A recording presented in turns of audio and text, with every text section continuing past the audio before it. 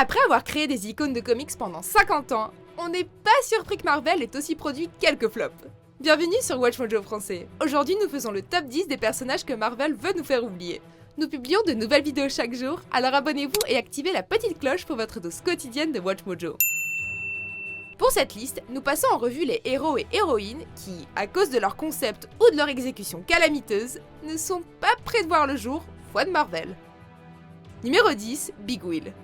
Tout le monde ne peut pas avoir des noms super cool qui peuvent devenir des alias de super-héros tout aussi géniaux. On parle de toi, Otto Octavius. Si votre vrai nom est Jefferson Will, les options sont assez limitées. Alors pourquoi ne pas y aller franco? Cet ancien criminel en col blanc s'est tourné vers le crime quand il a été humilié par Roller Skater, et après avoir pensé au suicide, Jeff décide de se faire construire une énorme roue mécanique par le bricoleur pour pouvoir s'adonner au crime sous le pseudonyme de Big Will, qui signifie grande roue en anglais. Depuis qu'il a rejoint un programme en 12 étapes, se sert de sa roue dans les rallyes et tente de laisser son passé de super vilain derrière lui, espérant que ça l'occupe un moment.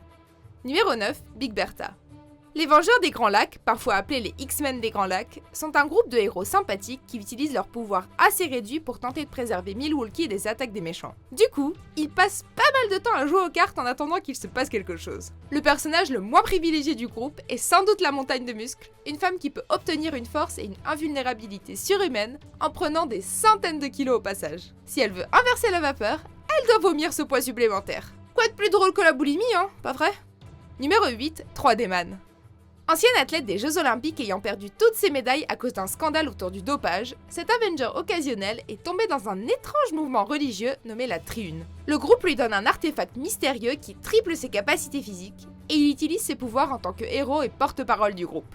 Après avoir compris que ses pouvoirs n'avaient rien à voir avec sa nouvelle spiritualité, et que le groupe était une arnaque, il décide de garder son costume et son identité. Même si on comprend pas pourquoi, le tissu rouge et vert qu'il porte est un des plus nazes de cette liste, c'est dire. Numéro 7, Ulysses Archer. Ce n'est pas parce qu'on n'est pas pompier ou soldat qu'on ne peut pas être des héros à notre niveau, mais ça ne veut pas non plus dire qu'il faut utiliser sa profession pour trouver son identité de super-héros. Ce héros camionneur, d'ailleurs il est le seul à appartenir à cette catégorie, a remplacé le haut de son crâne par un métal expérimental après s'être fait renverser sur la route. Son nouveau dôme de métal lui donne le pouvoir de capter les fréquences radio, et il tente d'utiliser ce pouvoir pour rendre la justice sur l'autoroute. On n'a probablement pas besoin de vous expliquer pourquoi ce personnage n'a pas trouvé de public. Numéro 6, Asbestos Lady.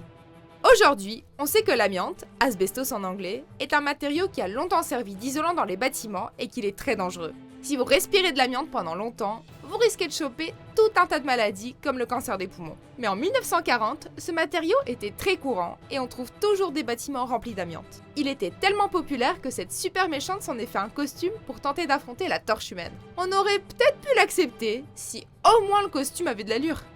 Numéro 5, Shamrock.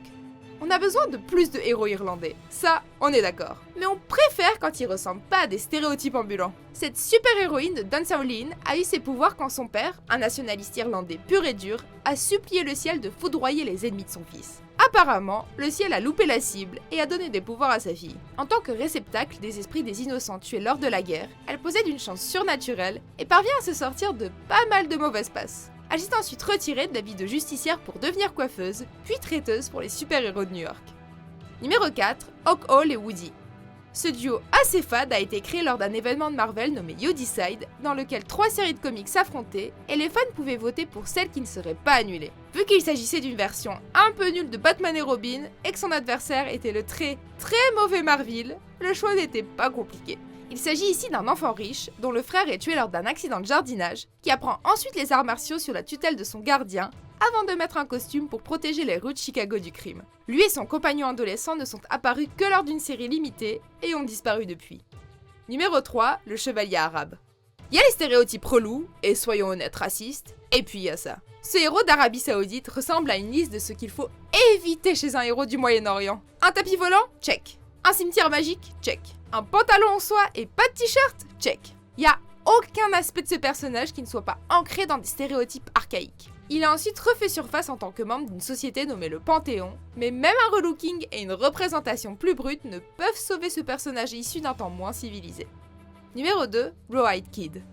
Présenté à l'origine en 1955, ce héros au pistolet a démarré en tant que personnage de western, et grâce à des magouilles de voyage dans le temps, il a même pu faire équipe avec les Avengers à 1 ou 2 reprises. Cependant, en 2003, le personnage est revenu grâce à un nouveau twist. La nouvelle incarnation de son personnage est gay. Malheureusement, la communauté LGBTQ n'était pas bien représentée dans les comics. Au lieu d'avoir droit à une représentation nuancée de l'orientation sexuelle et de la masculinité, on a droit qu'à des sous-entendus et des jeux de mots gênants. Marvel n'a pas fait que des trucs bien.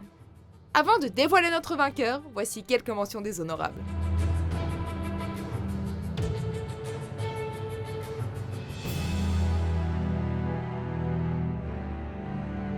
Numéro 1, NFL Super Pro.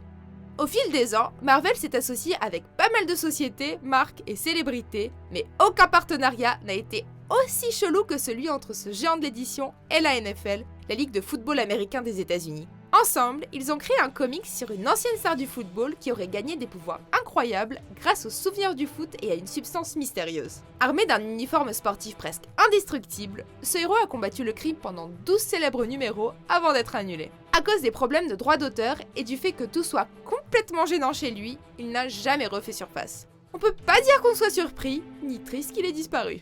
Vous êtes d'accord avec notre sélection? Jetez un coup d'œil à ces autres super vidéos de WatchMojo français et n'oubliez pas de vous abonner pour être au courant des nouveautés.